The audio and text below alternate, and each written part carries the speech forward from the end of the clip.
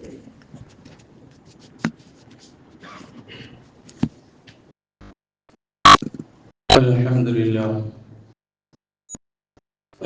لله نحمده ونستعينه ونؤمن به ونتوكل عليه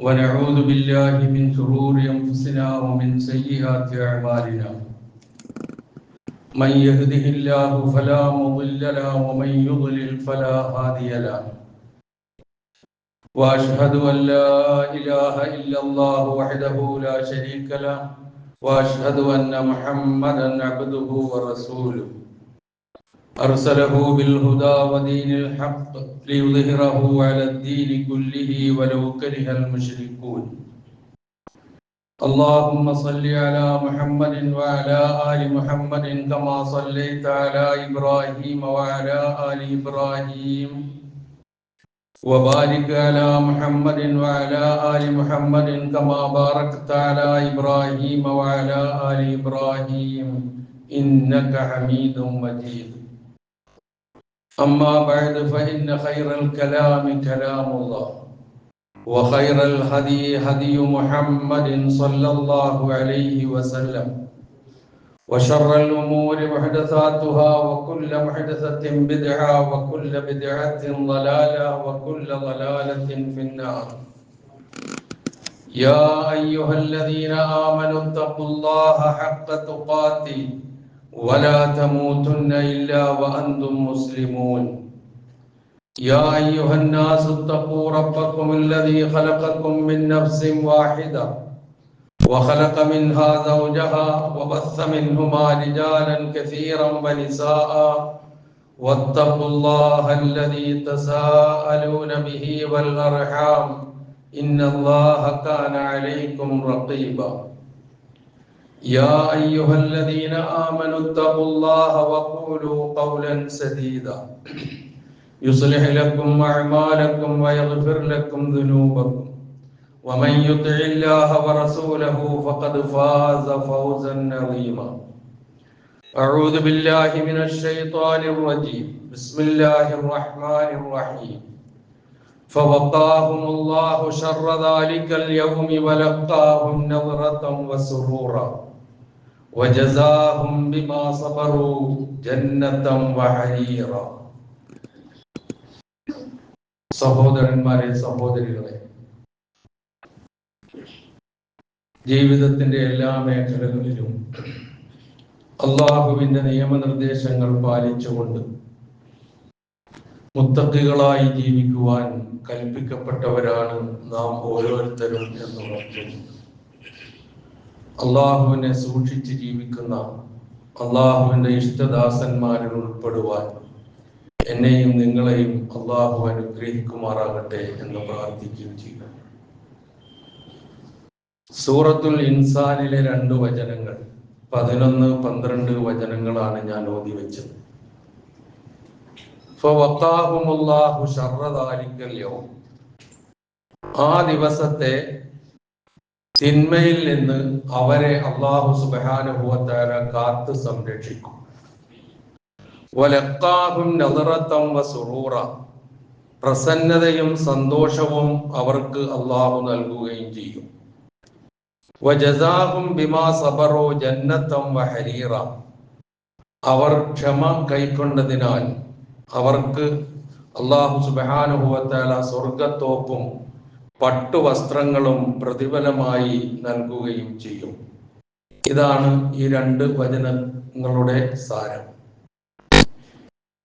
ഇത് ആർക്കാണ് നൽകുക, ഈ സൗഭാഗ്യം പരലോകത്ത് ലഭിക്കുന്നത് ആർക്കാണ് എന്ന് ഈ 2 വചനങ്ങളുടെ തൊട്ടു മുമ്പ് കുറച്ച് ലക്ഷണങ്ങൾ പറഞ്ഞുകൊണ്ട്, സ്വഭാവങ്ങൾ പറഞ്ഞുകൊണ്ട് അല്ലാഹു സുബ്ഹാനഹു വ തആല വിവരിക്കുന്നുണ്ട്.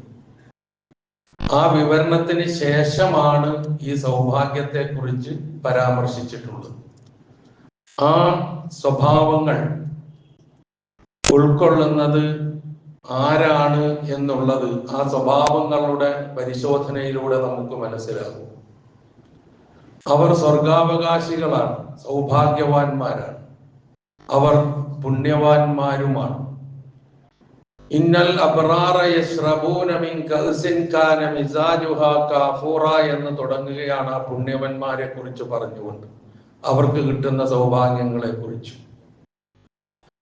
ഇതിന് ശേഷം ഈ 2 വചനങ്ങൾക്ക് ശേഷം ഏതാണ്ട് ഒരു 10-11 വചനങ്ങൾ 21-ാമത്തെ വചനം വരെ സ്വർഗത്തിലെ സൗഭാഗ്യങ്ങളെ കുറിച്ചാണ് വിശദീകരിക്കുന്നത്.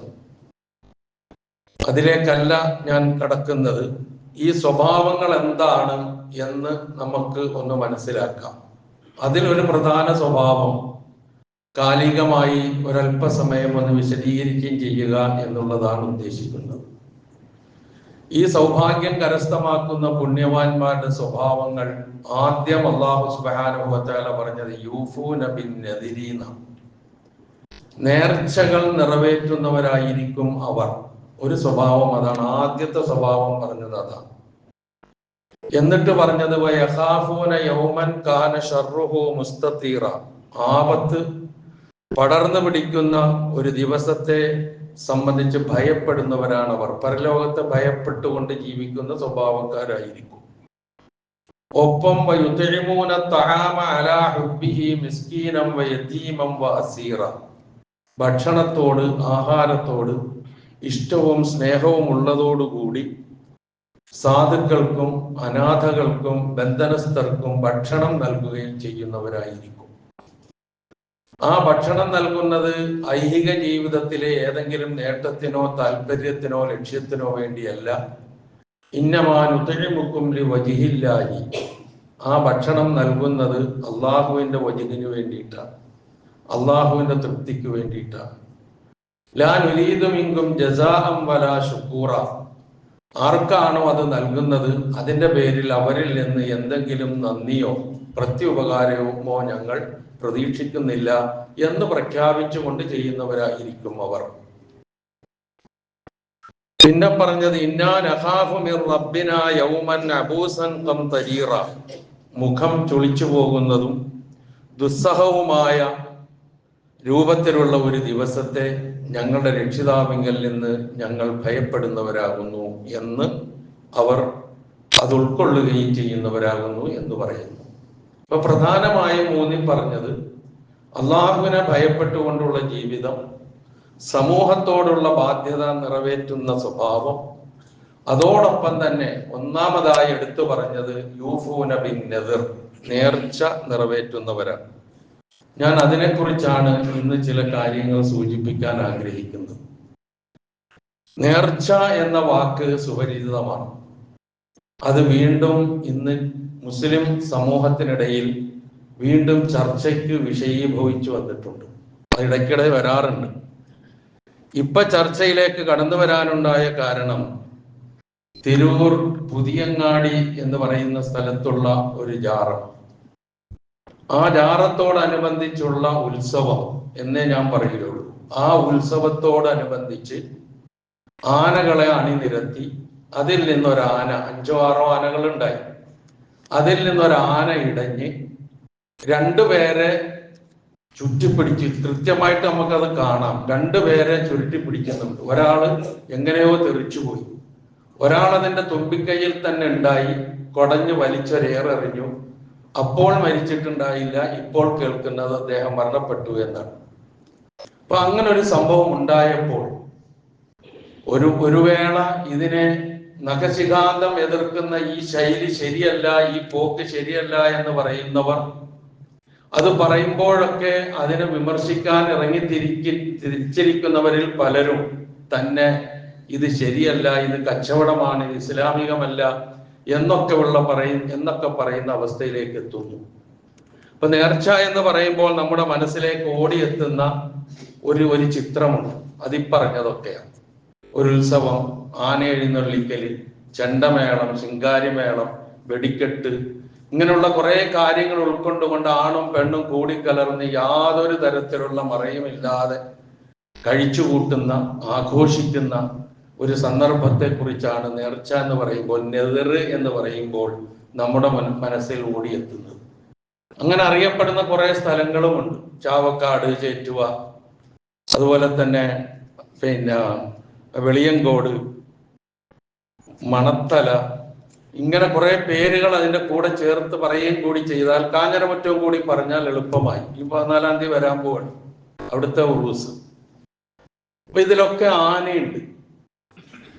ആന എഴുന്നള്ളിക്കലും ഈ പറയുന്ന കാര്യങ്ങളും ഒക്കെ ഏതായിരുന്നാലും ഇസ്ലാമിക സംസ്കാരമല്ല എന്ന് സമ്മതിച്ചുകൊണ്ട് തന്നെ ഈ ആഘോഷങ്ങൾ സംഘടിപ്പിക്കുകയാണ് സാധാരണ ചെയ്യുന്നത്.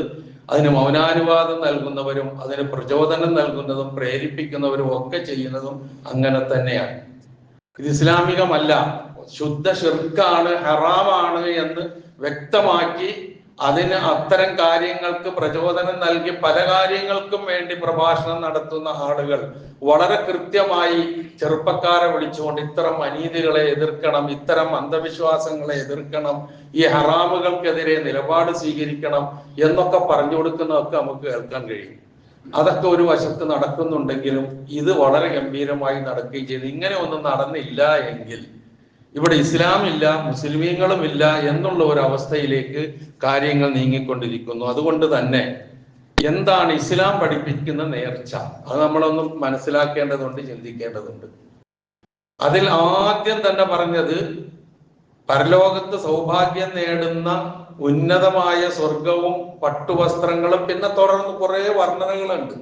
അതൊക്കെ നേടുന്ന ആൾക്കാരുടെ സ്വഭാവങ്ങളിൽ ആദ്യം പറഞ്ഞത് നേർച്ച നിറവേറ്റുന്നവര് എന്നാണ്. അപ്പൊ അങ്ങനെ ഒന്ന് ഇസ്ലാമിൽ ഉണ്ട് എന്നുള്ള കാര്യം ഉറപ്പാണ്. അതുകൊണ്ടാണല്ലോ അങ്ങനെ പറയുന്നത്. അപ്പൊ അതെന്താണ്? അത് ഈ കാട്ടിക്കൂട്ടുന്ന പേക്കൂത്തുകളാണോ? ഈ വർഷത്തിൽ ഒരിക്കൽ, ഇപ്പൊ അതിന്റെ സീസണാണ്. ഏതെങ്ങോട്ട് ഇപ്പൊ പ്രത്യേകിച്ച് നമ്മൾ തീരദേശ റോഡ് വഴി ഒന്ന് യാത്ര ചെയ്താൽ നമുക്ക് അത് കൃത്യമായി കാണാൻ കഴിയും ഓരോ സ്ഥലങ്ങളിലെ ഈ ആഘോഷം.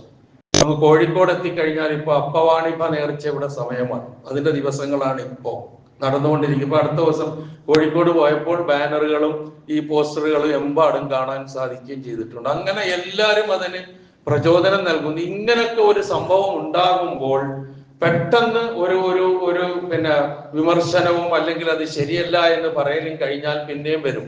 വർഷങ്ങൾക്ക് മുമ്പ് ചേറ്റുവയിൽ ഇതുപോലെ ഒരു ചന്ദനക്കുടം നടക്കുന്ന സന്ദർഭത്തിൽ ആന ഒരാളെ ശരിക്ക് കൊണ്ടുപോയി മതിലിൽ കൊണ്ടുപോയി ഇങ്ങനെ ഒട്ടിച്ചു വെച്ചത് നമ്മളൊക്കെ കണ്ടതാണ്, പത്രങ്ങളിൽ വായിച്ചതാണ്.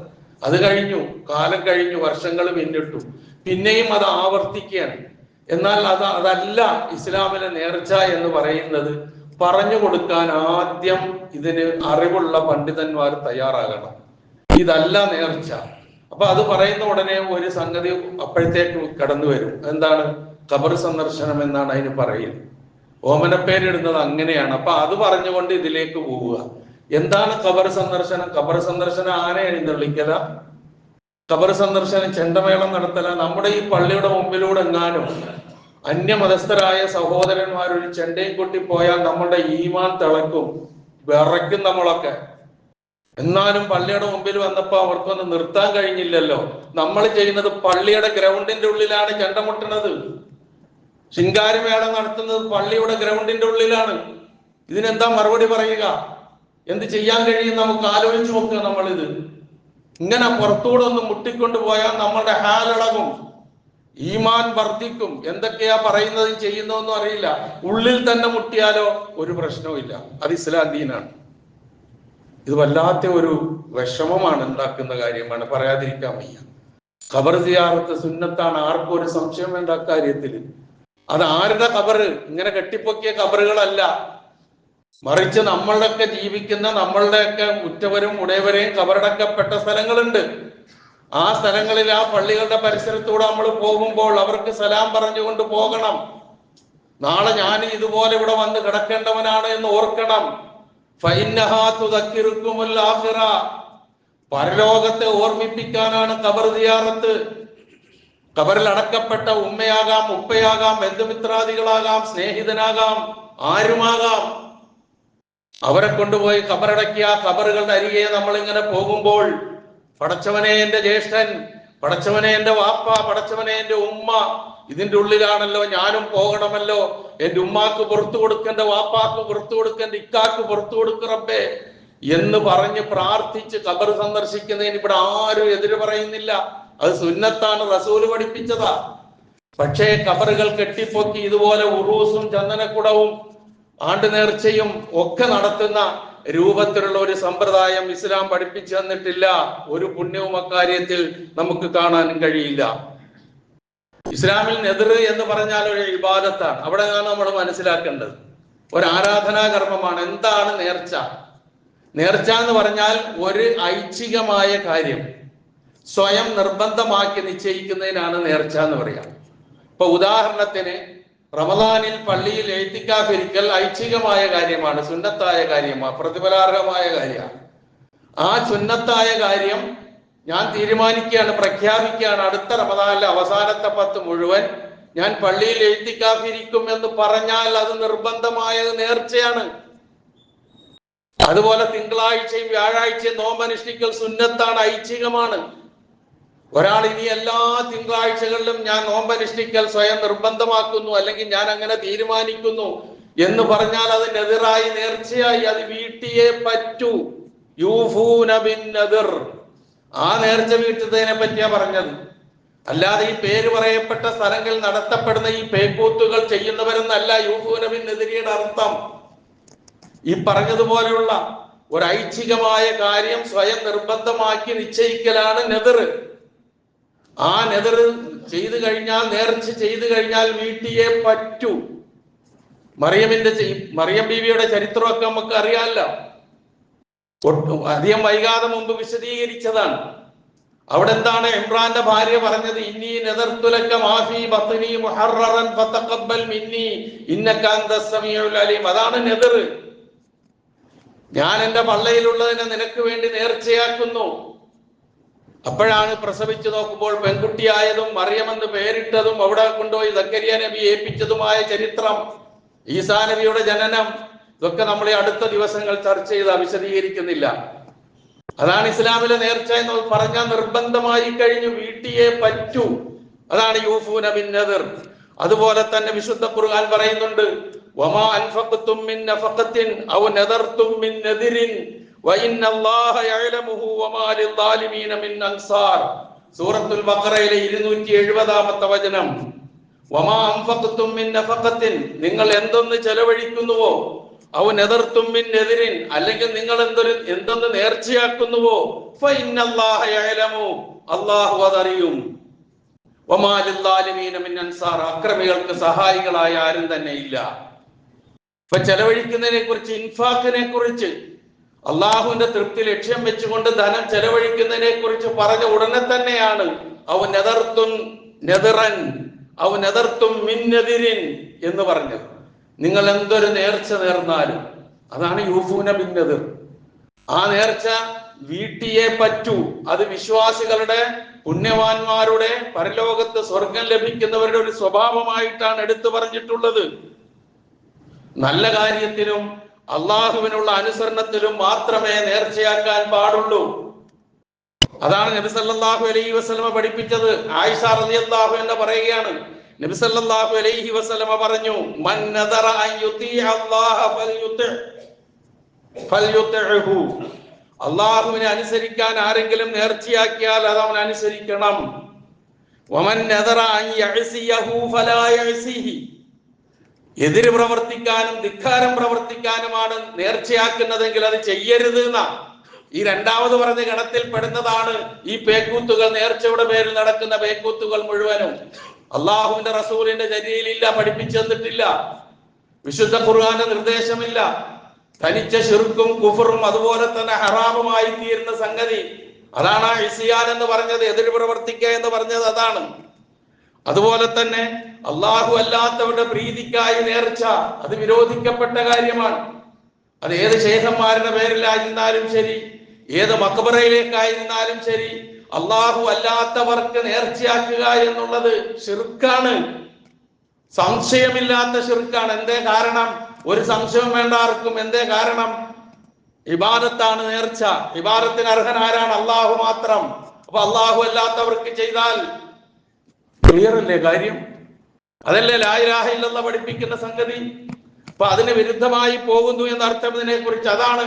ഇന്നല്ലാഹ ലാ യഗ്ഫിറു അൻ യുശ്റക ബിഹി വയഗ്ഫിറു മാ ദൂന ദാലിക ലിമൻ യശാ.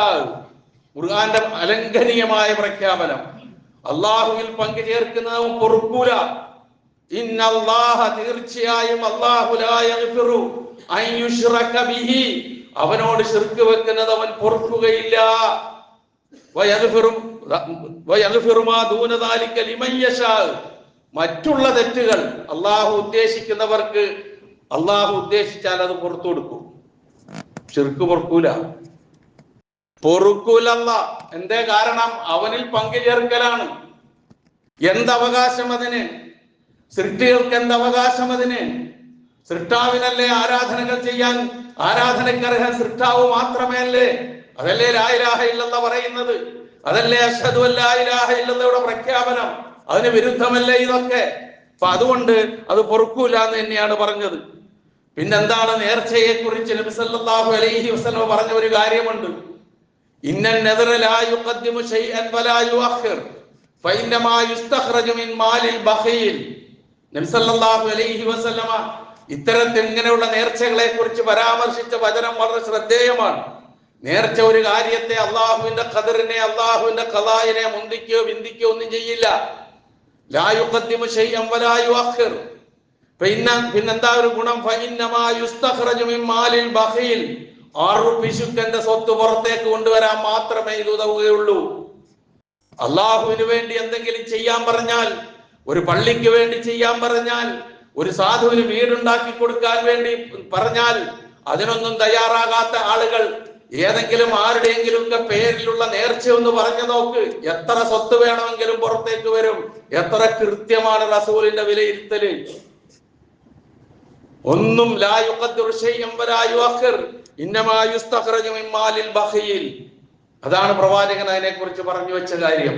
ചിന്തിച്ചു നോക്കുക നമ്മൾ ഓരോ വാക്കുകളും പ്രവാചകൻ പറഞ്ഞു വെച്ചത് എത്ര കൃത്യമാണ്. ആലോചിച്ചു നോക്കും. എത്രയോ അനുഭവങ്ങൾ നമുക്കൊക്കെ ഉണ്ടാകും അതുമായി ബന്ധപ്പെട്ട്. അതിലേക്കൊന്നും ഞാൻ കടന്നു പോകുന്നില്ല. അപ്പൊ നേർച്ച നിറവേറ്റേണ്ടതാണ്, ഇബാദത്താണ്. അതിന്റെ നിർവചനം ഞാൻ പറഞ്ഞു തന്നു, ഉദാഹരണവും പറഞ്ഞു. അങ്ങനെ ഒന്ന് ചെയ്തു കഴിഞ്ഞാൽ, ഒരാൾ ചെയ്തു കഴിഞ്ഞാൽ അത് വീട്ടിയേ തീരൂ. അങ്ങനെ വീട്ടുന്നവർ പുണ്യവാന്മാരുടെ കൂട്ടത്തിൽപ്പെട്ടവരാണ്. അവർ സൗഭാഗ്യത്തിന് അർഹരാണ്, സ്വർഗത്തിന് അർഹരാണ്. അതാണ് ഖുർആൻ അവിടെ പറഞ്ഞു വെച്ചതിന്റെ സാരം.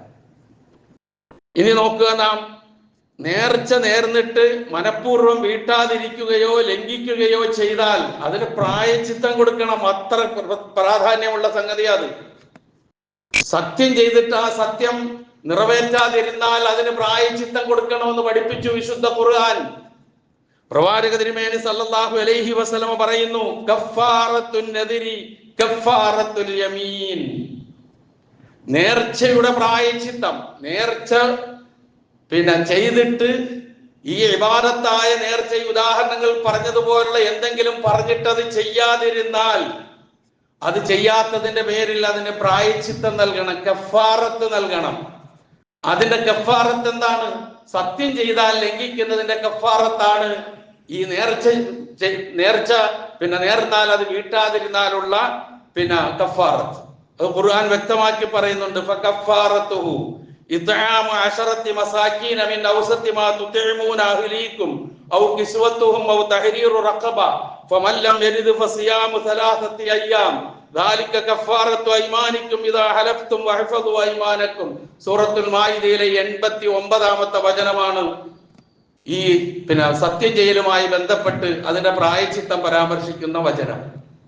അതിൽ അവസാന ഭാഗമാണ് ഞാൻ എന്റെ പ്രായശ്ചിത്തം മാത്രമാണ് ഞാൻ എടുത്തു പറയാൻ. മുമ്പ് കുറെ കാര്യങ്ങൾ പറയുന്നുണ്ട്. അപ്പൊ സത്യം ചെയ്താൽ ലംഘിച്ചു കഴിഞ്ഞാൽ അതിന് കഫാറത്ത് കൊടുക്കണം. നമ്മൾ നിസ്സാരമായി കാണുന്ന ഒരു കാര്യമാണിത്. എത്രയോ സത്യം നമ്മൾ ചെയ്തു, ഞാനത് ചെയ്യൂല, ഞാനത് ചെയ്യൂല എന്ന് പറഞ്ഞതിന് ശേഷം ചെയ്യുകയും ചെയ്യും എന്ന് പറഞ്ഞതിന് ശേഷം ചെയ്യാതിരിക്കുകയും ചെയ്യല് സത്യം ചെയ്യുന്നതിന് ലംഘിക്കലാണ്. ഖുർആനും ഹദീസും ഒരുപാട് വിശകലനം ചെയ്യുന്നുണ്ട് അക്കാര്യം. അതല്ലല്ലോ ഇപ്പൊ നമ്മുടെ വിഷയം. അപ്പൊ ഇവിടെ നേർച്ച നേർന്നിട്ട് നിറവേറ്റാതിരുന്നാൽ അതിന്റെ പ്രായശ്ചിത്തം 10 സാധുക്കൾക്ക് ഭക്ഷണം കൊടുക്കുക, അല്ലെങ്കിൽ 10 പേർക്ക് വസ്ത്രം നൽകുക, അല്ലെങ്കിൽ അടിമയെ മോചിപ്പിക്കുക. ഇത് 3ഉം അസാധ്യമാണെങ്കിൽ 3 ദിവസം തുടർച്ചയായി നോമ്പനുഷ്ഠിക്കുക. ഇതാണ് സത്യം ചെയ്ത് ലംഘിച്ചാലുള്ള പ്രായശ്ചിത്തം, കഫാറത്ത്. ഇത് തന്നെയാണ് നേർച്ച നേർന്നിട്ട് വീട്ടാതിരുന്നാലുള്ള പ്രായശ്ചിത്തവും. എന്നാണ് കൃത്യമായി അപ്പൊ നിസ്സാര കാര്യമല്ല എന്ന് മനസ്സിലായല്ലോ. അത്ര ഒരു കഫാറത്ത് പോലും നൽകേണ്ട കുറ്റമായി മാറുന്നു എങ്കിൽ ആ ഇബാദത്തിന്റെ ശ്രേഷ്ഠത നമ്മൾ മനസ്സിലാക്കണം. അതാണ് ഇത് അള്ളാഹു അല്ലാത്തവർക്ക് നൽകിക്കൊണ്ട് കൃത്യമായി പഠിപ്പിക്കപ്പെട്ട നെതിർ എന്താണോ അതിൽ നിന്ന് നമ്മൾ അകന്നു പോകുന്നത്. തന്നെയുമല്ല, അള്ളാഹുവിന്റെ തൃപ്തി വജ്ഹിന് വേണ്ടി അല്ലാതെ നേർച്ച ഉണ്ടായിക്കൂടാ. നബി സല്ലല്ലാഹു അലൈഹി വസല്ലം പറയുന്നു, ലാ നദറ ഇല്ലാ ഫീമാ യുബ്തഗാ വജ്ഹുല്ലാഹ്. അള്ളാഹുവിന്റെ തൃപ്തി കാക്ഷിച്ചുകൊണ്ടല്ലാതെ നേർച്ചയില്ല. അപ്പൊ പിന്നെ ബാക്കിയുള്ളവർക്ക് നേർന്നാൽ സംഗതി പോയില്ലേ, കളത്തുനിന്ന് പുറത്തായി. ഇതാണ് സംഗതി. അതുപോലെ വലാ യമീന ഫീ ഖത്തിയത്തി റഹിം, കുടുംബ ബന്ധം മുറിക്കുന്നത് പോലുള്ള കാര്യങ്ങൾ വെച്ച് സത്യം ചെയ്യാനും പാടില്ല. ഇത് രണ്ടും ഒരുമിച്ചാ പറഞ്ഞത്. അതുകൊണ്ട് തന്നെയാണ് സത്യം ചെയ്യുന്നതിന്റെ കഫാറത്ത് നെതിറിന്റെ കഫാറത്തായിട്ട് നബി സല്ലല്ലാഹു അലൈഹി വസല്ലം പഠിപ്പിച്ചു തന്നത്. അപ്പൊ അള്ളാഹു അല്ലാത്തവർക്കുള്ള നേർച്ച അതിൽപ്പെട്ടതാണ് നേരത്തെ ആമുഖത്തിൽ ഞാൻ സൂചിപ്പിച്ചതുപോലുള്ള കാര്യങ്ങൾ. ഇവിടെ സംഭവിക്കുന്നത് എന്താ? യഥാർത്ഥ നേർച്ച വിസ്മരിക്കപ്പെടുന്നു, ആ ഇബാദത്ത് അവഗണിക്കപ്പെടുന്നു, അതിൻ്റെതായ പ്രാമുഖ്യവും പ്രാധാന്യവും നൽകാതെ പോകുന്നു. അരുത് എന്ന് പറഞ്ഞത് ചെയ്തുകൊണ്ടിരിക്കുന്നു എമ്പാടും. അതിനെക്കുറിച്ച് ബോധവൽക്കരണം നടത്തേണ്ട ആളുകൾ ചെയ്യുന്നത് എന്താണ്? ആന ഇടഞ്ഞതുമായി ബന്ധപ്പെട്ട് മുമ്പ് കാലങ്ങളിലൊക്കെ ഇങ്ങനെ ആന എഴുന്നള്ളിക്കുന്നതുമായി ബന്ധപ്പെട്ട് ചോദ്യങ്ങൾ ചോദിക്കുമ്പോൾ അതിനെന്താ തെറ്റ്? ഖുർആനിൽ ആനയെ കുറിച്ച് പറഞ്ഞിട്ടില്ലേ എന്ന് ചോദിച്ചാൽ മതിയല്ലോ. അത് കേൾക്കുന്ന ആൾക്കാർക്ക് രസമാണ്. ശരിയാണ്, ഖുർആനിൽ ആനയെ കുറിച്ച് പറഞ്ഞിട്ടുണ്ട്. ഏതാ പറഞ്ഞത്? അലം തർ കൈഫ ഫഅല റബ്ബുക ബിഅസ്ഹാബിൽ ഫീൽ. അതൊരു വലിയ സംഭവമാണ്. അത് ആനക്കാരെ പ്രശംസിച്ചതല്ല, ആനയെ നശിപ്പിച്ചതിനെ കുറിച്ചാണ് അവിടെ പരാമർശിച്ചിട്ടുള്ളത്. അതാണ് ആ അധ്യായം. അള്ളാഹുവിന്റെ കഅബ പൊളിക്കാൻ വേണ്ടി ഇറങ്ങിത്തിരിച്ച, അതിന് മുമ്പിൽ നിർത്തിക്കൊണ്ടുവന്ന ആനപ്പടയെ അബാബീൽ കൊണ്ട് തകർത്തതാണ് അള്ളാഹു. അത് ആന എഴുന്നള്ളിക്കുന്നതിന് തെളിവായി ഉദ്ധരിക്കാൻ പറ്റുമോ? ഇതൊക്കെയാണ് സമൂഹത്തിന്റെ അവസ്ഥ. ഇങ്ങനെ പറഞ്ഞു കൊടുക്കുക. അല്ലെങ്കിൽ ഇന്ന ശൈഖ് ഇന്ന വഴിയിലൂടെ കാട്ടിലൂടെ ഇങ്ങനെ കടന്നു പോകുമ്പോൾ ആനയുടെ ശല്യം കൊണ്ട് സൂക്ഷിക്കണമെന്ന് പറഞ്ഞപ്പോൾ 3-4 കഷ്ണം കരിമ്പിന്റെ കഷ്ണം കൊണ്ടുവരാൻ പറയുന്നു. ആ കരിമ്പിന്റെ കഷ്ണവുമായി ആളുകൾ വരുന്നു, കരിമ്പും കഷ്ണമായിട്ട് മുന്നോട്ട് നീങ്ങുന്നു. ആന ആക്രമിക്കാൻ വന്നപ്പോൾ ആനക്കൊക്കെ ഓരോ കരിമ്പും കഷ്ണം കൊടുത്ത് ആനയെ പിരിച്ചയക്കുന്നു എന്നൊക്കെ പറഞ്ഞാൽ വല്ല കഥ പറയുന്നത് പോലെ നമുക്ക് കേൾക്കാൻ പറ്റും. ഇതൊക്കെയാണ് ഇതിനൊക്കെ ന്യായീകരിച്ചുകൊണ്ട് പറയുന്ന ആൾക്കാർ ചെയ്യുന്ന കാര്യങ്ങൾ. അങ്ങനെയുള്ള ആള് ഉള്ള സ്ഥലത്തല്ലേ ഒന്നിനെ ചുരുട്ടി വലിച്ചെറിഞ്ഞത്? ആ ആളതിനകത്തുണ്ടല്ലോ. അയാൾക്ക് വേണ്ടിയല്ലേ ഈ ചെയ്തത് മുഴുവൻ, ആരായിരുന്നാലും. എന്നിട്ട് എന്തേ സംഭവിച്ചത്? ഇതൊന്നും ചിന്തിക്കൂല. കാരണം അന്ധവിശ്വാസങ്ങൾക്ക് ചിന്തയ്ക്ക് സ്ഥാനമില്ല. അതുകൊണ്ടാണ് ഈ ഖബർ കെട്ടിപ്പൊക്കലും അതുമായി ബന്ധപ്പെട്ട കാര്യങ്ങളെയും ശക്തമായി വളരെ നേരത്തെ തന്നെ അള്ളാഹുവിന്റെ റസൂല് വളരെ ശക്തമായ ഭാഷയിൽ ഉണർത്തിയിരുന്നത്. സമൂഹത്തോട് പ്രവാചകൻ പറഞ്ഞു, ലാ തജാലു ഖബരി ഈദ, എന്റെ ഖബറിനെ നിങ്ങൾ ആഘോഷ സ്ഥലമാക്കരുത്. ഒരു പരിധി വരെ സൗദി അറേബ്യയിൽ അത് നടക്കുന്നത് നമുക്ക് മനസ്സിലാക്കാൻ കഴിയും. പൂർണ്ണമായും ഉണ്ട് എന്ന് പറയാൻ ഞാൻ തയ്യാറല്ല. കാരണം ആരും കാണാതെ പലതും ചെയ്യുന്നത് നമുക്ക് അവിടെ കാണാൻ കഴിയും. ഇത്രയെങ്കിലും പിടിച്ചു നിർത്തുന്ന ഒരു അവസ്ഥയുണ്ട് എങ്കിൽ അത് തൗഹീദില് ലാ ഇലാഹ ഇല്ലല്ലാഹുള്ള വിശ്വാസം കറകളഞ്ഞ ഒരു ഭരണകൂടം അവിടെ നിലനിൽക്കുന്നു എന്നതാണ്. ഇല്ലെങ്കിൽ അത് എന്നോ എന്തൊക്കെയോ ആയി പോകുമായിരുന്നു. പിന്നെ റസൂലിന്റെ ഈ പ്രാർത്ഥനയും, അല്ലാഹുമ്മ ലാ തജഅൽ ഖബരി വസനൻ യുഅബദ്, അല്ലാഹുവേ എന്റെ ഖബറിനെ ആരാധിക്കപ്പെടുന്ന ഒരു ബിംബമാക്കരുതേ എന്ന് റസൂല് പ്രാർത്ഥിച്ചിട്ടാ പോയത്. അത്രമാത്രം കാഴ്ചപ്പാടോടുകൂടി റസൂൽ സല്ലല്ലാഹു അലൈഹി വസല്ലം പറയുന്നു, പ്രാർത്ഥിക്കുന്നു. എന്തേ കാരണം? ഇതൊക്കെ തൗഹീദിൽ നിന്നുള്ള വ്യതിചലനമാണ്, ലാ ഇലാഹ ഇല്ലല്ലാഹ്ക്ക് വിരുദ്ധമായ കാര്യങ്ങളാണ്, മനുഷ്യനെ ശിർക്കിലേക്ക് കൊണ്ടുപോയി കൂട്ടുന്ന കാര്യം. അതുകൊണ്ട് തന്നെയാണ് നബി സല്ലല്ലാഹു അലൈഹി വസല്ലമ ഈ സമൂഹത്തിലെ 2 വിഭാഗത്തിന്റെ പേരെടുത്ത് പറഞ്ഞുകൊണ്ട് അവർ അള്ളാഹുവിന്റെ ശാപത്തിന് അർഹരായിരിക്കുന്നു, അൽ യഹൂദു വൻ നസാറ. എന്തേ കാരണം? ഇത്തഖദു ഖുബൂറ അംബിയാഇഹിം വസാലിഹീഹിം മസാജിദ്, അവരിലെ സജ്ജനങ്ങളുടെയും അവരിലെ പ്രവാചകന്മാരുടെയും ഖബറിടങ്ങളെ ആരാധനാ സ്ഥലങ്ങളാക്കി മാറ്റിയതാണ് ശാപത്തിന് വിധേയമായത്. ഈ ഉമ്മത്ത് രക്ഷപ്പെടണമെങ്കിൽ ഈ ജാതി കാര്യങ്ങളിൽ നിന്ന് രക്ഷ നേടാതെ നിർവാഹമില്ല. അതുകൊണ്ടാണല്ലോ എല്ലാവരുടെയും ഭത്സനങ്ങൾ ഇങ്ങനെ നമുക്ക് കേൾക്കേണ്ടി വരുന്നത്. ഏത് തരത്തിലുള്ള ഭത്സനങ്ങൾ, എല്ലാ തരത്തിലുള്ള ഭത്സനങ്ങളും കേൾക്കേണ്ടി വരുന്നുണ്ട്. അത് നമ്മളായി നമ്മുടെ ഐഡന്റിറ്റി നിലനിർത്തിക്കൊണ്ട് നമ്മളായി നിലനിൽക്കാത്തിടത്തോളം കാലം അതിനെ ഒന്നും അതിജയിക്കാൻ അത്ര വേഗമൊന്നും കഴിയില്ല. ഇതും കൂടി ഇതിന്റെ കൂട്ടത്തിൽ നമ്മളൊന്ന് ചേർത്ത് വായിച്ചോളി, പഠിച്ചോളി. അപ്പം എന്താണ് നേർച്ച എന്നും ഇസ്ലാം പഠിപ്പിച്ച നേർച്ച എന്താണെന്ന് മനസ്സിലാക്കിക്കൊണ്ട് അതിനനുസരിച്ച് നമ്മളുടെ ജീവിതത്തെ ചിട്ടപ്പെടുത്തുക. ഇസ്ലാം വിരോധിച്ച, ഹറാമാണ് അല്ലെങ്കിൽ അരുത് എന്ന് പഠിപ്പിച്ച ഈ തലതിരിഞ്ഞ നേർച്ചയോടൊപ്പം നിൽക്കുന്ന, അത് ഏത് നാട്ടിലുള്ളതായിരുന്നാലും ശരി, അതിനോടൊപ്പം നിൽക്കുന്ന, അതിനോട് ഒട്ടി നിൽക്കുന്ന, ആ സ്ഥലങ്ങളിലേക്ക് നേർച്ചകൾ നൽകിയേക്കുന്ന, കൊടുക്കുന്ന ആ രൂപത്തിലുള്ള സമ്പ്രദായങ്ങളിൽ നിന്ന് എത്ര പെട്ടെന്ന് വിട്ടു നിൽക്കുന്നു അത്രയും ഗുണം ഇഹത്തിലും പരത്തിലും നമുക്കുണ്ടാകും. അല്ലാഹു സുബ്ഹാനഹു വ തആല യൂഫൂന ബിൻ നദിരി എന്ന് പറഞ്ഞ ആ നെദർ എന്താണോ അത് അതേപോലെ മനസ്സിലാക്കി ജീവിതത്തിൽ പകർത്തി അതിന് വിരുദ്ധമായ ചിന്തകളിൽ നിന്ന് അകന്നു നിൽക്കാനുള്ള തൗഫീഖ് നമുക്ക് ഏവർക്കും പ്രദാനം ചെയ്തു തരുമാറാകട്ടെ.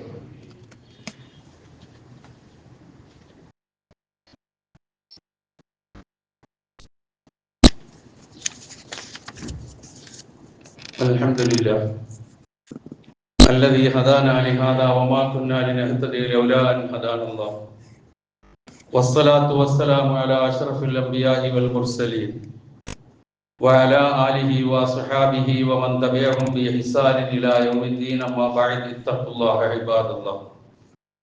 ഒരിക്കൽ കൂടി അള്ളാഹുവിന്റെ ആജ്ഞാനുവർത്തികളായി ജീവിക്കുവാൻ ഞാൻ ഉണർത്തുന്നു.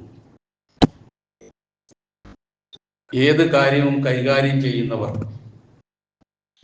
അത് ഭരണകൂടത്തിലുള്ളവരായിരുന്നാലും ശരി, നീതിന്യായ വ്യവസ്ഥയിലുള്ളവരായിരുന്നാലും ശരി, കുടുംബത്തിന് നേതൃത്വം കൊടുക്കുന്നവരായിരുന്നാലും ശരി, സംഘടനകൾക്ക് നേതൃത്വം കൊടുക്കുന്നവരായിരുന്നാലും ശരി, ആരായിരുന്നാലും ശരി, അവരിൽ നിന്ന് എപ്പോഴും ഉണ്ടാകേണ്ട ഒരു കാര്യമാണ് വിവേചന ഇല്ലാത്ത നീതിയിൽ അധിഷ്ഠിതമായ കാര്യങ്ങൾ. അത് കോടതിയാണെങ്കിൽ അങ്ങനെ, ഭരണകൂടമാണെങ്കിൽ അങ്ങനെ, നേരത്തെ പറഞ്ഞ പോലുള്ള ഏത് വേദികളിൽപ്പെട്ടവരാണെങ്കിലും അത് ശ്രദ്ധിച്ചുകൊണ്ട് മുന്നോട്ട് പോകേണ്ടതുണ്ട്. അപ്പൊ ആ കാര്യം ആമുഖമായി ഞാൻ സൂചിപ്പിക്കുന്നത്, ഇപ്പൊ നമ്മളുടെ നാട്ടില് ഇഷ്ടപ്പെടാത്തവരുടെ പേരിൽ കേസ് കൊടുക്കുക, കേസെടുക്കുക, തുറുങ്കിലടയ്ക്കുക, ഇഷ്ടമുള്ളവർ എന്ത് ചെയ്താലും അത് എങ്ങനെ അഴിഞ്ഞാടിയാലും ഒരു പ്രശ്നമില്ലാത്ത അവസ്ഥ ഉണ്ടാകുക. പ്രത്യേകിച്ച് മുസ്ലിം നാമധാരികളായ ആൾക്കാരാണ് എങ്കിൽ, മുസ്ലിം പേരുള്ളവരാണെങ്കിൽ എല്ലാം വളരെ പെട്ടെന്നായിരിക്കും കാര്യങ്ങളുടെ പോക്ക്, ഒരു താമസവും ഉണ്ടാവില്ല. ബാക്കി വല്ലവരുമാണെങ്കിൽ തിരിഞ്ഞും കൂടെ നോക്കാൻ ആരും ഉണ്ടാവില്ല. ഇപ്പൊ നമ്മൾ നോക്കുക, ഇപ്പം ഒരു മനുഷ്യൻ കുറെ കാലമായി മുസ്ലിമീങ്ങളെ ഇങ്ങനെ തെറി പറഞ്ഞുകൊണ്ടേയിരിക്കുക. 2022 ഏപ്രിൽ മാസത്തിൽ അദ്ദേഹം 2-3 വാചകങ്ങൾ മുസ്ലിങ്ങളെ കുറിച്ച് പറഞ്ഞു. അന്ന് ചെയ്യേണ്ടത് ചെയ്തിരുന്നുവെങ്കിൽ ഇപ്പൊ ഈ രൂപത്തിൽ പറയുമായിരുന്നില്ല എന്ന് പറയേണ്ടി വരും. അന്ന് അദ്ദേഹം പറഞ്ഞത് നമ്മളാരും മറന്നിട്ടില്ല. അത് മുസ്ലിങ്ങൾ അവരുടെ ജനസംഖ്യ വർദ്ധിപ്പിച്ച് ഇതൊരു മുസ്ലിം രാഷ്ട്രമാക്കാൻ ശ്രമിക്കുന്നു. ആരാണെന്ന് പേരൊന്നും ഞാൻ പറയുന്നില്ല. മുസ്ലിം കച്ചവടക്കാർ അവരുടെ സ്ഥാപനങ്ങൾ അമുസ്ലിം മേഖലകളിൽ സ്ഥാപിച്ച് അവരുടെ സമ്പത്ത് കവർന്നു കൊണ്ടുപോകുന്നു. കച്ചവടം ചെയ്യുന്ന മുസ്ലിങ്ങൾ പാനീയങ്ങളിൽ വന്ധ്യത വരുത്താൻ മരുന്നുകൾ ബോധപൂർവം കലർത്തുന്നു. ഇത് 2022 ഏപ്രിൽ നടത്തിയ ഒരു പ്രസ്താവനയാണ്. വല്ലതും ചെയ്തോ? ഇത് വർഗീയതയല്ലേ ഈ പറയുന്നത്? ശുദ്ധമായ വർഗീയത, ഒരു വിഭാഗത്തെ താറടിച്ച് കാണിക്കുന്ന നിലയിലുള്ള സംസാരമല്ലേ ഇത്? വല്ല സംശയമുണ്ടോ ഇത്? അത് തന്നെ വീണ്ടും കയറി ചാനലുകളിൽ ഇരുന്നു കൊണ്ട് പാകിസ്ഥാനിൽ പോയിക്കോ, ഇടതുവശത്തേക്ക് മുണ്ടെടുക്കുന്നവൻ, എന്തെല്ലാം ഭാഷകളാണ് അതിൽ പറഞ്ഞിട്ടുള്ളത്. മിമ്പറിൽ നിന്ന് പറയാൻ പറ്റൂല ജാതി ഭാഷകൾ. അങ്ങനെയൊക്കെ പറഞ്ഞിട്ട് കേസ് കൊടുത്തിട്ട് KCR ചെയ്യാനുള്ള ധൈര്യം കാണിക്കുന്നില്ല. ഇതാണ് വിവേചനം എന്ന് പറയുന്നത്. ഇതാണ് അവഗണന എന്ന് പറയുന്നത്. ഇപ്പൊ നമ്മൾ സാധാരണ ഇത്തരം കാര്യങ്ങൾ UP-യിലും അതുപോലെ തന്നെ വടക്കേ ഇന്ത്യൻ സംസ്ഥാനങ്ങളിലൊക്കെ ഉണ്ടാകുമ്പോൾ നമ്മൾ ഇവിടെ നിന്ന് സംസാരിക്കാറുണ്ട്. സാധാരണ ഭരണകൂട ഭീകരത, വിവേചനം, ഇങ്ങനെയുള്ള അനീതി, ഇങ്ങനെയുള്ള കാര്യങ്ങൾ ഇത് നടക്കുന്നത് നമ്മുടെ ഈ നാട്ടിലാണ്. ഉണ്ടാകാൻ പാടില്ലാത്ത ഒരു സംഭവമാണ്. ഇങ്ങനെയുള്ള ആളുകളെ നിലക്ക് നിർത്താൻ കഴിഞ്ഞില്ല എങ്കിൽ ഈ നാട് മറ്റെല്ലാ സംസ്ഥാനങ്ങളെയും അപേക്ഷിച്ച് ഏറ്റവും നല്ല സൗഹാർദ്ദതയിലും മനുഷ്യർ തമ്മിലുള്ള നല്ല ബന്ധങ്ങളും അരക്കിട്ടുറപ്പിച്ചുകൊണ്ട് മുന്നോട്ട് പോകുന്നതിന് വലിയ വിള്ളലുകൾ ഇപ്പോൾ തന്നെ കുറേശ്ശെ ഉണ്ടായി വരുന്നുണ്ട്. ഇതിനെക്കുറിച്ച് ബോധമുള്ള ആൾക്കാർ ചിന്തിക്കുകയും ഇത് ചെയ്യേണ്ട കാര്യങ്ങൾ ചെയ്തുകൊണ്ട് മുന്നോട്ട് പോവുകയും വേണം. ആരെയും കുറ്റപ്പെടുത്താൻ ഞാൻ തയ്യാറല്ല. പക്ഷെ ചെയ്യേണ്ടത് ചെയ്തില്ല എങ്കിൽ വലിയ വില പിന്നീട് നൽകേണ്ടി വരും. അതാണ് ചരിത്രം നമുക്ക് പറഞ്ഞു തന്നിട്ടുള്ളത്. ഇത്തരം അങ്ങനെയുള്ള കാര്യങ്ങൾ, ശുദ്ധവർഗീയത, കേരളത്തിലെ മുസ്ലിം സമൂഹത്തെ, ഇന്ത്യയിലേന്നാണ് പ്രയോഗം, ഒരൊറ്റ മുസ്ലിമും വർഗീയവാദിയായിട്ടില്ലാതില്ല എന്നാണ്. എല്ലാ മുസ്ലിങ്ങളും വർഗീയവാദിയാണ് എന്നാണ്. ഇപ്പൊ ചിലപ്പോ മറ്റു ചില ആൾക്കാരുടെ പ്രയോഗം ഈ ഇവിടെ പ്രവർത്തിച്ചുകൊണ്ടിരിക്കുന്ന ഏതെങ്കിലും 1, 2, 3 മുസ്ലിം സംഘടനകളുടെ പേര് പറഞ്ഞുകൊണ്ട് അവരിലൂടെ മുസ്ലിം ഉമ്മത്തിനെ ഒന്നടങ്കം വർഗീയവാദികളാക്കാൻ ശ്രമിക്കുമ്പോൾ ഇത് നേർക്ക് നേരെ എല്ലാവരും, ഒരാൾ പോലും ഇല്ല എന്നാ പറയുന്നത്. നിങ്ങൾക്ക് കേട്ടാൽ മനസ്സിലാവും. അത് ഈ ജാതി പറഞ്ഞ ആൾക്കാരെയൊക്കെ തോളിലേറ്റിക്കൊണ്ട് നടക്കുക, ഒരു കേസ് പോലും എടുക്കാൻ തയ്യാറാകാതിരിക്കുക എന്നൊക്കെ പറഞ്ഞാൽ വലിയ വിഷമമുണ്ട്. ഈ നാട് ഭരിക്കുന്നവർ ഇക്കാര്യം ഗൗരവത്തോടു കൂടി കാണണം. ഇവിടുത്തെ സൗഹാർദ്ദാന്തരീക്ഷം, മതേതര സ്വഭാവം, മതനിരപേക്ഷത തകർക്കുന്ന നിലയിലുള്ള നീക്കങ്ങൾ ഉണ്ടാകാതിരിക്കാനുള്ള എല്ലാ ശ്രമങ്ങളും നമ്മളൊക്കെ നമ്മുടെ ഭാഗത്ത് നിന്നൊക്കെ എത്രയാ ക്ഷമയും വിട്ടുവീഴ്ചയും നമ്മൾ ചെയ്തു കൊടുക്കുന്നത്. എന്തെല്ലാം കേട്ടിട്ടും അങ്ങനെ തന്നെ നമ്മൾ പോയാൽ മതി. കാരണം നമുക്ക് വേണ്ടി സംസാരിക്കാൻ വേറെ ആൾക്കാർ വരും, ഒരു സംശയം വേണ്ട. പക്ഷെ ഇങ്ങനൊക്കെ പറയുകയും ചെയ്യുമ്പോൾ ഒരു സമൂഹത്തെ ഒന്നടങ്കം ഈ പാകിസ്ഥാനിൽ പോകാൻ പറയാൻ ഇവർക്ക് എന്താ അവകാശം? ഈ നാടിന്റെ സ്വാതന്ത്ര്യത്തിന് വേണ്ടി ജീവൻ കൊടുത്തവരുടെ പിന്മുറക്കാരാണ് നമ്മൾ, രക്തം കൊടുത്തവരുടെ, എല്ലാം സമർപ്പിച്ചവരുടെ. ഇവിടെ ജനിച്ചെങ്കിൽ ഇവിടെ തന്നെ ജീവിക്കും, ഇവിടെ തന്നെ മരിക്കും, ഇവിടുത്തെ മണ്ണിൽ അലിഞ്ഞു ചേരും. ഇവിടെയാണ് മരിക്കുന്നതെങ്കിൽ അതിനൊന്നും ആരുടെയും ഒത്താശ ആവശ്യമില്ല. പക്ഷെ ഇത്തരം പരാമർശങ്ങൾ കണ്ടില്ല എന്ന് നടിക്കുന്നത് ഭരണകൂടത്തിന് നല്ലതല്ല എന്നുള്ളത് പറയാതിരിക്കാൻ വയ്യ. അതുകൊണ്ടൊന്ന് പറഞ്ഞു എന്ന് മാത്രം. അല്ലാഹു സുബ്ഹാനഹു വ തആല എല്ലാവിധത്തിലുള്ള പ്രയാസങ്ങളിൽ നിന്നും കരകയറുവാൻ നമുക്ക് തൗഫീഖ് നൽകുമാറാകട്ടെ. എല്ലാവിധത്തിലുള്ള ബുദ്ധിമുട്ടുകളെയും അതിജയിച്ച് മുന്നോട്ട് പോകാൻ സർവശക്തൻ നമുക്ക് തുണ നൽകുമാറാകട്ടെ. അള്ളാഹുവിന്റെ സഹായമുണ്ട് എങ്കിൽ മറ്റാരുടെയും സഹായം നമുക്ക് ആവശ്യമില്ല എന്ന് വിശ്വസിക്കുന്നവരാണ്. ആ സഹായത്തിന് അർഹത നേടുവാൻ ഞാൻ ഒന്നാമത്തെ ഖുത്ബയിൽ സൂചിപ്പിച്ചതുപോലെ നമ്മൾ ചെയ്യേണ്ടത് ചെയ്ത് നമ്മുടെ ഐഡന്റിറ്റിയും വ്യക്തിത്വമൊക്കെ നിലനിർത്തി നമ്മൾ മുന്നോട്ട് പോവുക. അതിന് അല്ലാഹു സുബ്ഹാനഹു വ തആല നമ്മെ അനുഗ്രഹിക്കുമാറാകട്ടെ. അറിഞ്ഞോ അറിയാതെയോ നമ്മിൽ നിന്ന് വന്നുപോയ എല്ലാ തെറ്റുകുറ്റങ്ങളെയും അള്ളാഹു നമുക്ക് പുറത്തു മാപ്പാക്കി തരുമാറാകട്ടെ. നമ്മിൽ നിന്ന് മരണപ്പെട്ടു പോയവരുടെ പാപങ്ങൾ അള്ളാഹു പുറത്തു കൊടുക്കുമാറാകട്ടെ. കഴിഞ്ഞ ആഴ്ചയിൽ 2 മരണങ്ങൾ. അതിലൊന്ന് നമ്മുടെ ഈ യത്തീംഖാനയിൽ പഠിച്ചുപോയ അൻസാർ എന്ന് പറയുന്ന ചെറുപ്പക്കാരൻ മരണപ്പെട്ടു. ജനാസക്കും നിസ്കാരത്തിനും ഒക്കെ പോയതാണ്. അതുപോലെ തന്നെ മറ്റൊരു പൂർവ്വ വിദ്യാർത്ഥിയുടെ ഉമ്മ മരണപ്പെട്ടു. നമ്മളുമായി ബന്ധപ്പെട്ടവരായതുകൊണ്ട് പ്രത്യേകം അവരെ അനുസ്മരിക്കുകയാണ്. അല്ലാഹു സുബ്ഹാനഹു വ തആല രണ്ടാൾക്കും മഗ്ഫിറത്തും റഹ്മത്തും നൽകുമാറാകട്ടെ. അവർക്ക് അല്ലാഹു എല്ലാ ഹസനാത്തുകളും സ്വീകരിക്കുകയും സയ്യിആത്തുകൾ അല്ലാഹു പുറത്തു മാപ്പാക്കി കൊടുക്കുകയും ചെയ്യുമാറാകട്ടെ. ആ ചെറുപ്പക്കാരന്റെ മരണം മൂലം അനാഥമായ കുടുംബത്തിന് അല്ലാഹു സുബ്ഹാനഹു വ തആല സർവ്വവിധത്തിലുള്ള സമാധാനവും ശാന്തിയും നൽകി അനുഗ്രഹിക്കുമാറാകട്ടെ. എല്ലാവിധത്തിലുള്ള പ്രയാസങ്ങളിൽ നിന്നും ഏവരെയും അല്ലാഹു കാത്തുരക്ഷിക്കുമാറാകട്ടെ. സർവോപരി ഇസ്ലാമിനും മുസ്ലിം ഉമ്മത്തിനും അല്ലാഹു ഇസ്സത്തിനെ പ്രദാനം ചെയ്യുമാറാകട്ടെ.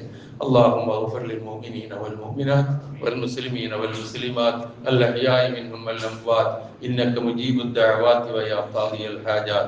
اللهم أعز الإسلام والمسلمين وأذل الشرك والمشركين. اللهم أعز الإسلام والمسلمين وأذل الشرك والمشركين. اللهم أعز الإسلام والمسلمين وأذل الشرك والمشركين. اللهم أجرنا من النار. اللهم أجرنا من النار. اللهم أجرنا من النار. ربنا اغفر لنا ولإخواننا الذين سبقونا بالإيمان ولا تجعل في قلوبنا غلا للذين آمنوا ربنا إنك رؤوف رحيم. ربنا آتنا في الدنيا حسنة وفي الآخرة حسنة وقنا عذاب النار.